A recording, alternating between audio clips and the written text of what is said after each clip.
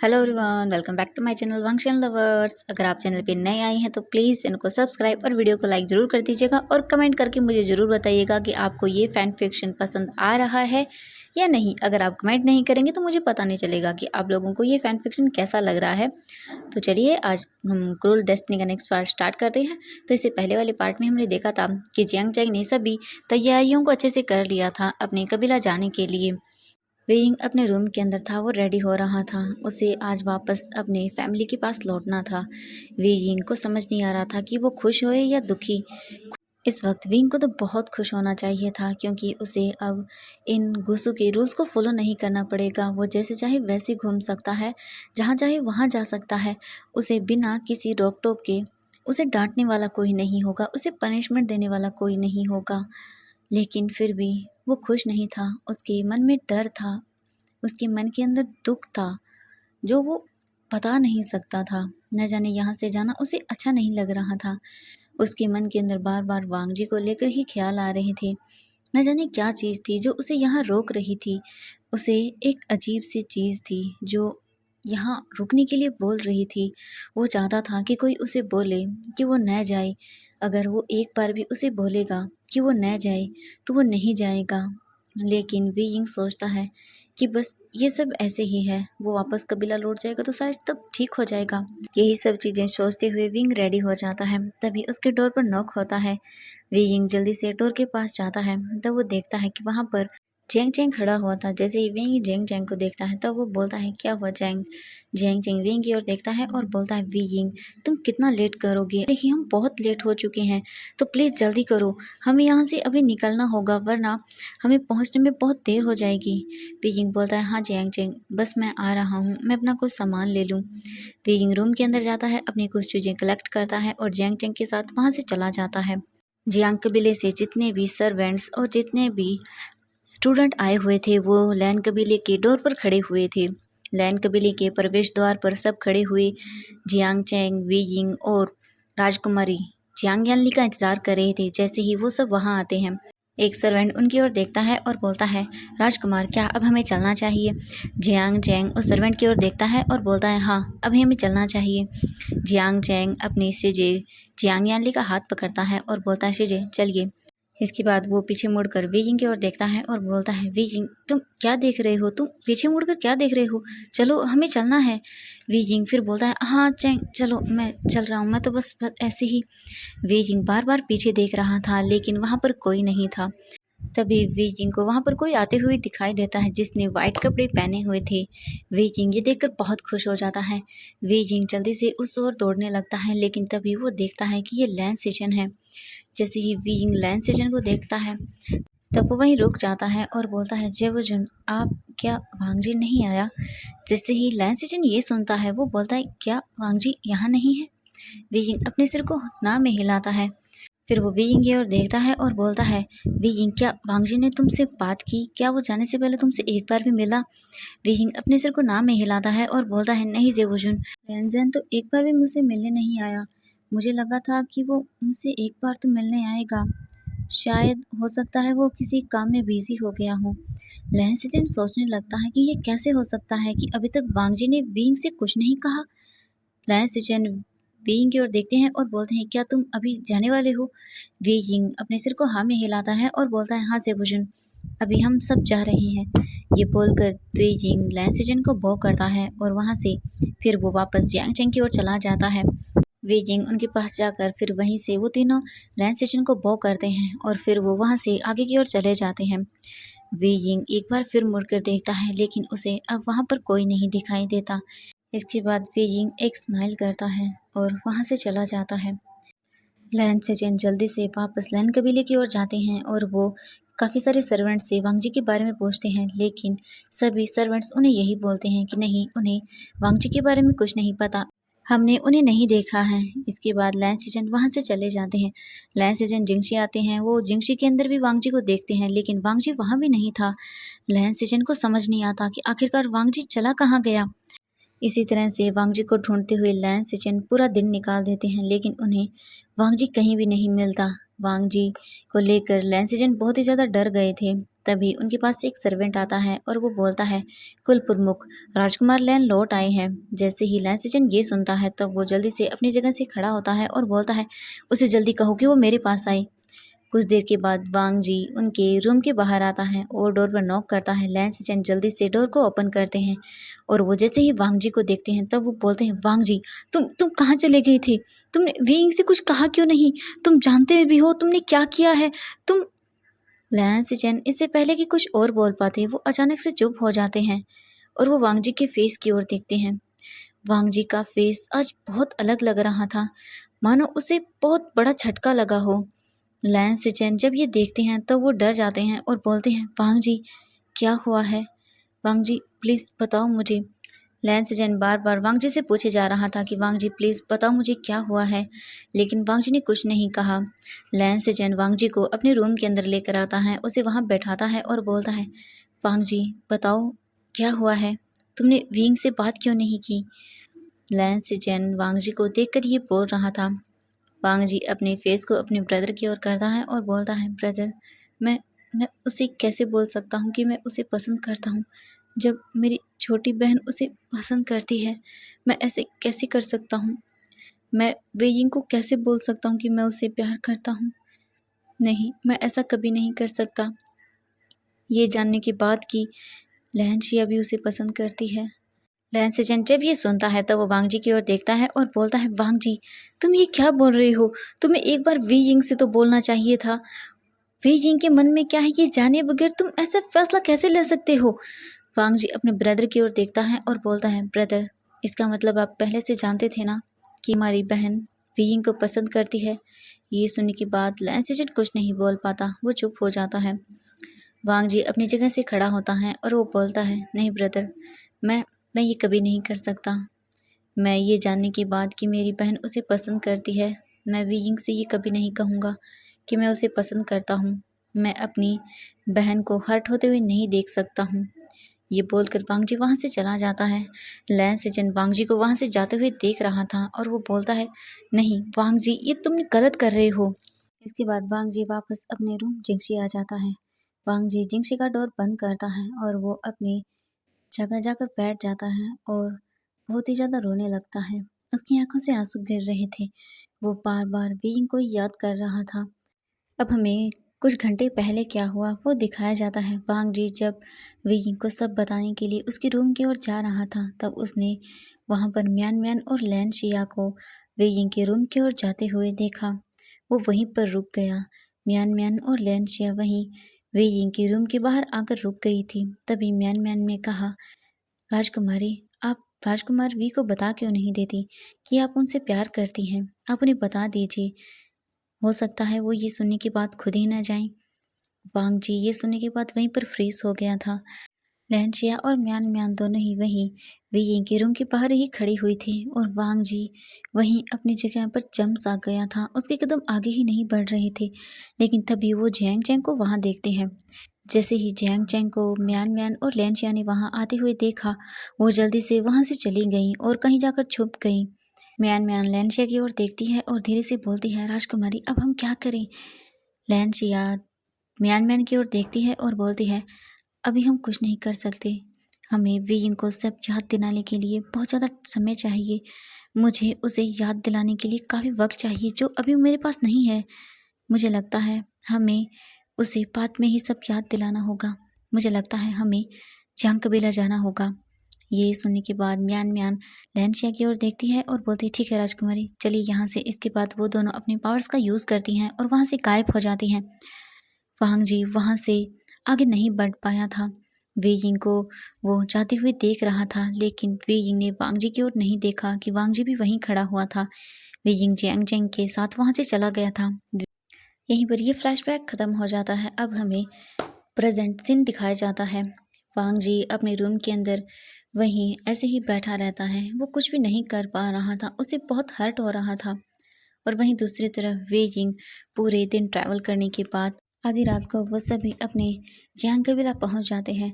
Jiang कबीला के मुख्य द्वार पर सभी लोग उनका वहाँ पर इंतज़ार कर रहे थे। जैसे ही वी यिंग, जियांग यानली और जियांग चेंग वहाँ पर पहुँचते हैं, उन सभी का स्वागत करने के लिए कबीले के बहुत सारे लोग खड़े हुए थे। वो सभी अपने राजकुमार और राजकुमारी को देखकर बहुत खुश हो जाते हैं और उनका वो बहुत ही अच्छे से स्वागत करते हैं। इसके बाद वो सभी अपने कबीले के अंदर चले जाते हैं। वे यिंग और जियांग यानली, जियांग चेंग तीनों अपने फादर और मदर के साथ बैठे हुए थे और उनसे बातें कर रहे थे। मैडम यू वीइंग की ओर देखती हैं। वीइंग का ध्यान उन बातों में बिल्कुल भी नहीं था, वो कहीं खोया खोया सा लग रहा था। मैडम यू जब ये देखती हैं तब वो वीइंग के सिर पर अपने एक हाथ को रखती हैं और बोलती हैं, आशियन क्या हुआ, तुम मुझे कुछ ठीक नहीं लग रहे हो। वीइंग अपनी मदर की ओर देखता है और बोलता है, नहीं मैं ठीक हूँ मॉम, बस ट्रैवल की वजह से थोड़ा थक गया हूँ इसीलिए। तभी जियांग फेंग म्यान उनकी ओर देखते हैं और बोलते हैं, हाँ तुमने सही कहा वी, अब तुम्हें आराम करना चाहिए। वैसे भी अब ये कहीं नहीं जाने वाले यू, अब ये हमेशा हमारे साथ रहेंगे, तो अब इन्हें आराम करने दो, हम बाकी बातें मॉर्निंग को करेंगे, ठीक है। इसके बाद वो सभी अपने अपने रूम की ओर चले जाते हैं। वीइंग अपने रूम के अंदर आता है और आराम से सो जाता है। वीइंग को नींद नहीं आ रही थी, उसे बार बार वांग जी का फेस याद आ रहा था। वो बहुत ही हर्ट फील कर रहा था कि उसे एक बार भी वांग जी ने कुछ नहीं कहा, वो उससे मिलने तक नहीं आया। ये चीज़ वीइंग को बहुत ही हर्ट फील करा रही थी। उसकी आंखों से आंसू आने लगते हैं जब वीइंग को ये फील होता है कि क्या इतने दिनों तक वो सब ऐसे ही था। वीइंग क्या वांग जी के लिए कोई मायने नहीं रखता था कि वो एक बार उसे देखने तक नहीं आया। वीइंग बहुत ही बुरा फील कर रहा था। लेकिन तभी अचानक से वहाँ पर एक रोशनी आती है और वीइंग गहरी नींद के अंदर सो जाता है। तभी वहाँ पर हमें म्यान म्यान और लैनशिया को दिखाया जाता है। म्यान म्यान लैनशिया की ओर देखती है और बोलती है, राजकुमारी आप अपनी प्रक्रिया शुरू कीजिए, तब तक मैं देखती हूँ कि कोई यहाँ पर आए ना। ये सुनने के बाद लैनशिया म्यान म्यान की ओर देखती है और अपने सिर को हाँ में हिलाती है। इसके बाद म्यान म्यान अपने पावर्स का यूज़ करती हैं और वो जादू से रूम के बाहर देखने लगती हैं कि कोई इस तरफ न आए।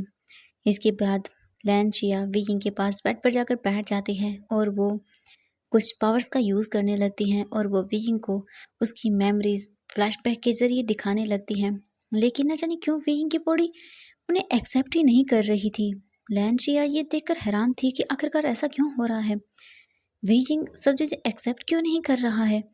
लैनशिया बहुत बार ट्राई करती है कि वो वीइंग के माइंड के अंदर उन मेमोरीज को डाल सके, लेकिन वीइंग की बॉडी उन्हें रिफ्यूज़ कर रही थी। लैनशिया ये चीज़ बिल्कुल भी समझ ही नहीं पा रही थी कि आखिरकार ऐसे कैसे हो रहा है। वीइंग उन्हें एक्सेप्ट क्यों नहीं कर रहा। लैनशिया को कुछ समझ नहीं आता। वो बहुत देर तक ट्राई करती है, लेकिन बहुत देर तक ट्राई करने के बाद भी जब लैनशिया अपने काम को नहीं कर पाती, तब वो वहाँ से खड़ी होती हैं और बोलती हैं, म्यान म्यान मुझे नहीं पता कि वीइंग की बॉडी एक्सेप्ट क्यों नहीं कर रही है उन सब चीज़ों को। म्यान म्यान जब ये देखती हैं तब वो बोलती है, क्या, लेकिन ऐसे कैसे हो सकता है राजकुमारी, आपका जादू काम क्यों नहीं कर रहा इन पर। लैनशिया बोलती है, मुझे नहीं पता म्यान म्यान, अब मैं क्या करूँ, मैं वीइंग को कैसे याद दिलाऊं। म्यान म्यान बोलती है, राजकुमारी पहले आप शांत हो जाइए, हम इसके बारे में उनसे बात करनी होगी। तभी लैनशिया म्यान म्यान की ओर देखती हैं और बोलती हैं, क्या। म्यान म्यान लैनशिया की ओर देखती हैं और बोलती हैं, हाँ राजकुमारी, हमें वापस जाना होगा, हमें उनसे बात करनी होगी, तभी हो सकता है कुछ हो सके, वरना हम वीइंग को ऐसे तो कभी याद नहीं दिला पाएंगे। म्यान म्यान ये बोलकर लैनशिया की ओर देखने लगती हैं। लैनशिया कुछ देर तक सोचती है और फिर वो बोलती हैं, ठीक है म्यान म्यान चलो। ये बोलकर वो दोनों वहाँ से गायब हो जाती हैं और लैनशिया वीइंग से अपनी जादू को हटा देती हैं। वीइंग अभी भी नींद में ही था। अब हमें मॉर्निंग का सीन दिखाया जाता है। वीइंग उठता है और अपनी आइज़ को ओपन करता है। उसे लगता है कि अभी वो लैन कबीले में ही है और वो जल्दी से उठकर रेडी हो जाता है। फिर वो अपने रूम से बाहर जाता है। अभी भी वीइंग को यही लग रहा था कि वो लैन कबीले में ही है। जियांग कबीले के जितने भी मेंबर्स थे वो वीइंग को देखकर हैरान थे कि उनका राजकुमार वो भी इतनी जल्दी कैसे उठ सकता है। सभी को बहुत बड़ा शौक लग रहा था जो भी वीइंग को वहाँ देख रहा था। वीइंग चलते हुए किसी से टकरा जाता है और बोलता है, मुझे माफ़ कीजिएगा। वीइंग उन्हें वो करता है। जियांग फेंग म्यान वीइंग को देखकर बोलते हैं, बेटा तुम और यहाँ इतनी जल्दी। जियांग फेंगमैन को तो अपनी आंखों पर यकीन नहीं हो रहा था। वो बार बार अपने आइज़ को रब कर रहे थे और वीइंग की ओर देख रहे थे। वीइंग जब उनकी ओर देखता है तब उसे याद आता है कि ओह, वो तो अभी लैन कबीले में नहीं है। जियांग फेंगमियान वीइंग का हाथ पकड़ते हैं और वो उसे वहाँ से लेकर हॉल के अंदर आते हैं। वीइंग देखता है कि वहाँ पर सभी लोग थे। सभी लोग वीइंग को ऐसे देखकर हैरान थे। मैडम यू तो यकीन ही नहीं कर पा रही थी। वो अपनी जगह से खड़ी होती हैं और बोलती हैं, फेंगमैन, आपने भी ना मेरे बेटे को इतनी जल्दी उठा दिया। अभी तो मेरे बेटे का सोने का वक्त है। मुझे तो समझ नहीं आता कि आपने इसे इतना जल्दी उठाया क्यों है। तभी झेंग झेंग बोलता है, मॉम, ये इतनी ही जल्दी उठता है। लगता है वीइंग पर लैन कबीले का असर बहुत अच्छे से हुआ है। मैडम यू जब ये सुनती हैं तो वो भी हैरान हो जाती हैं। वीइंग झेंग झेंग की ओर देखता है और बोलता है, हाँ हाँ, समझ आ गया मुझे। मेरा मजाक बनाने की कोई ज़रूरत नहीं है, ठीक है। ये बोलकर वीइंग फिर वहाँ टेबल पर बैठ जाता है और वह सभी अपना ब्रेकफास्ट करने लगते हैं। एक दूसरे से वो अच्छे से बातें करते हैं। इसी तरह से वक्त बीतता जाता है। वीइंग को जियांग कबीला आए हुए 1 महीना हो गया था, लेकिन अभी भी वीइंग खोया खोया सा रहता था। वो पहले वाला वीइंग नहीं रहा जो हमेशा प्रॉब्लम क्रिएट करता था, या फिर वो वाइन पीता था, या वो कहीं जाने वाला वीइंग था ही नहीं अब। वीइंग बहुत ही ज़्यादा अलग सा रहने लगा था। वो हर वक्त कुछ सोचता रहता था। सभी लोग वीइंग का ये बिहेवियर देखकर बहुत ही हैरान थे। उन्हें भी कुछ समझ नहीं आ रहा था कि आखिरकार वीइंग को हुआ क्या है। सभी ने वीइंग से बातें की, लेकिन वीइंग ने उन्हें ये कहकर मना कर दिया कि बस वो अब थोड़ा मैच्योर होना चाहता है। वो पागलों की तरह बेवकूफ़ियाँ तो नहीं कर सकता है ना। लेकिन किसी को भी वीइंग की इन बातों पर यकीन नहीं हो रहा था। वीइंग की इन हालत को लेकर सभी लोग बहुत परेशान रहने लगे थे। और वहाँ दूसरी तरफ वांगजी भी अब सिक्लूजन के अंदर चला गया था। लैन सेशन को पता था कि वांगजी कुछ ऐसा ही करेगा। वांगजी उसी दिन सिक्लूजन के अंदर चला गया था जब यिंग जियांग कबीला चला गया था। वांगजी ने किसी से कुछ नहीं कहा। वो सीधा सिक्लूजन में जाने के लिए अपने अंकल से बोल देता है और वो वहाँ चला जाता है। और वहाँ दूसरी तरफ लैन शिया भी लैन कबीले में नहीं थी। उसने अपने अंकल से कहा कि वो सभी चीज़ें देखना चाहती है, इसीलिए वो म्यान म्यान के साथ जिन कबीला जाना चाहती है और उनके साथ कुछ टाइम बिताना चाहती है। लैन किरेन ने भी लैन शिया को मना नहीं किया और वो उसे म्यान म्यान के साथ जिन कबीला जाने की परमिशन दे देते हैं। म्यान म्यान और लैन शिया दोनों ही जिन कबीला जाने के लिए वहाँ से निकल जाते हैं, लेकिन लैन शिया म्यान म्यान के साथ जिन कबीला न जाकर वो अपनी दुनिया वापस लौट जाती है। इसी तरह से टाइम बीत रहा था और अब 2 महीना हो चुके थे। लैन सिचेन बहुत ही ज़्यादा घबराने लगे थे क्योंकि वांगजी 2 महीने से अभी भी सिक्लूजन में था और बाहरी दुनिया के अंदर बहुत सारी चीज़ें हो रही थी। लैन किरेन लैन सिचेन को अपने रूम में बुलाता है। लैन किरेन सिचेन की ओर देखता है और बोलता है, सिचेन, मुझे बताओ वांगजी आखिर सिक्लूजन से कब बाहर आएगा? तुम जानते हो ना इस वक्त क्या हो रहा है सेक्ट्स में। लैन सिचेन अपने अंकल की ओर देखता है और बोलता है, ठीक है अंकल, मैं वांगजी से बात करूंगा कि वो जल्द ही सिक्लूजन से बाहर आ जाए। उसके बाद लैन किरेन सिचेन की ओर देखता है और बोलता है, हाँ, वो जितनी जल्दी सिक्लूजन से बाहर आए हमारे लिए यही सही होगा। हमें अभी बहुत सारी चीज़ों का सामना करना होगा, तुम जानते भी हो। तभी लैन सिचेन बोलता है, अंकल मैं जानता हूँ, आप चिंता मत कीजिए, मैं जल्द ही वांगजी को बाहर ले आऊँगा। इसके बाद लैन सिचेन वहाँ से खड़ा होता है, अपने अंकल को बो करता है और वहाँ से जाने लगता है। तभी लैन किरेन बोलता है, सिचेन, क्या लैन शिया वापस लैन कबीला लौट आई? तभी लैन सिचेन पीछे मुड़ता है और बोलता है, अंकल वो कल वापस आ जाएगी, आप चिंता मत कीजिए, मैंने उनसे बात की है। इसके बाद लैन किरेन भी अपने सिर को हाँ में हिलाता है और सिचेन वहाँ से चला जाता है। अब हमें अगली मॉर्निंग का सीन दिखाया जाता है। लैन सिचेन अपने रूम के अंदर बैठे हुए थे। वो अपने बटरफ्लाई मैसेज का यूज़ करते हैं और वांगजी से कांटेक्ट करते हैं। वो वांगजी से वापस सिक्लूजन से बाहर आने के लिए बोल देते हैं, लेकिन वांगजी इस बार फिर अपने ब्रदर को मना कर देता है और बोलता है, सॉरी ब्रदर, मैं वापस नहीं आना चाहता, मैं कुछ दिन और ऐसे ही रहना चाहता हूँ। लेकिन लैन सिचेन बोलते हैं, वांगजी, तुम्हें वापस आना होगा, तुम्हें बहुत सारी चीज़ें हैं जो जाननी होंगी, तुम नहीं जानते कि इस वक्त क्या हो रहा है। वांगजी, प्लीज़ बाहर आओ, तुम्हें नहीं पता कि वैन कबीला इस वक्त क्या कर रहा है, तुम्हें बाहर आना ही होगा, हमारा कबीला बहुत बड़ी मुसीबत में आने वाला है। वांगजी जब अपने ब्रदर की उस मैसेज को रीड करता है तब वो भी बहुत घबरा जाता है और वो अब सिक्लूजन से बाहर जाने के बारे में डिसाइड कर लेता है, क्योंकि वो अपने कबीले को मुसीबत के वक्त इस तरह छोड़ नहीं सकता, और वो सिक्लूजन से बाहर आ जाता है। लैन सिचेन वांगजी को वहाँ देखकर बहुत खुश हो जाते हैं। इसके बाद लैन सिचेन वांगजी को लेकर अपने अंकल के रूम के बाहर जाते हैं। वो डोर पर नॉक करते हैं कुछ देर के बाद ही लैन किरण उस डोर को ओपन कर देता है। वांग जी को देखकर लैन किरण बहुत खुश हो जाता है। लैन सीजन वांग जी को लेकर रूम के अंदर आ जाते हैं। वो एक जगह बैठते हैं और इससे पहले कि लैन किरण वांग जी से कुछ बोल पाता, वहाँ पर एक सर्वेंट भागते हुए आता है और बोलता है, कुल प्रमुख राजकुमार जियांग और राजकुमारी जियांग यहाँ ले आए हैं, उन्हें बहुत चोट लगी है। ये सुनने के बाद सभी लोग बहुत हैरान हो जाते हैं। लैन सीजन, लैन किरण और वांग जी को तो कुछ भी समझ नहीं आ रहा था कि क्या हो गया अचानक से। जियांग चेंग और जियांग यानली वो भी घायल कैसे। वांग जी बहुत ही डर जाता है। बस पहला ख्याल जो उसके माइंड के अंदर आया वो वी यिंग को लेकर था। वी यिंग क्या ठीक है? तो आज के लिए बस इतना ही। Thank you so much friends मेरी वीडियो देखने के लिए। Bye bye everyone.